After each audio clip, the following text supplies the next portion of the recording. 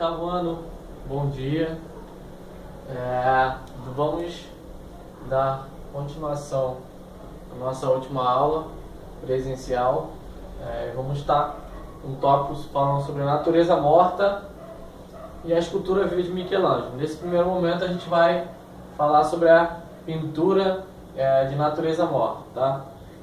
Pintura de natureza morta com temática de arranjos, frutas e legumes e utensílios domésticos, consideradas de menor importância em comparação a pinturas históricas, mitológicas e religiosas. Então, as pinturas de natureza morta foram pinturas, no primeiro momento, lá no século XV, XVI, não era considerado ainda um gênero da pintura.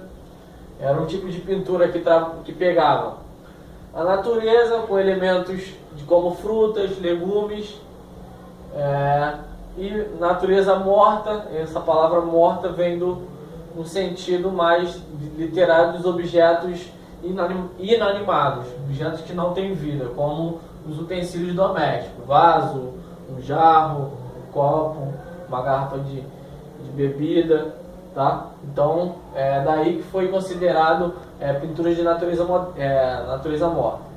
Normalmente, nas academias de arte, todos os artistas passavam por todas essas temáticas: a pintura histórica, a mitológica e a religiosa. Porém, a pintura de natureza morta ela não tinha tanto peso, então ela era considerada de menor importância ali no século XVI, ali no Barroco mais ou menos. Não tinha tanto peso igual uma pintura histórica, uma pintura religiosa, pintura sobre deuses mitológicos, sobre religiosa, sobre a igreja, né? Naquele período que era bem predominante, e as pinturas históricas todas enquadradas, englobadas no contexto das academias de belas artes, tá?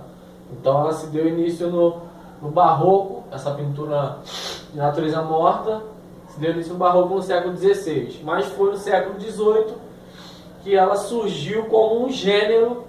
Na verdade é um gênero da pintura, então ela teve maior impacto, teve peso a partir do século XVIII, com o surgimento de algumas disciplinas das ciências e história da arte. Então, a partir da evolução da disciplina de história da arte e da ciência dentro da arte, foi considerada a natureza morta como um gênero da pintura, um gênero da nossa pintura, a partir do século XVIII, tá? Então, quando a gente fala de pintura de natureza morta, a gente está falando sobre objetos dispostos numa mesa, numa cadeira, objetos, seja frutas, legumes e utensílios domésticos que são denominados de natureza morta, tá?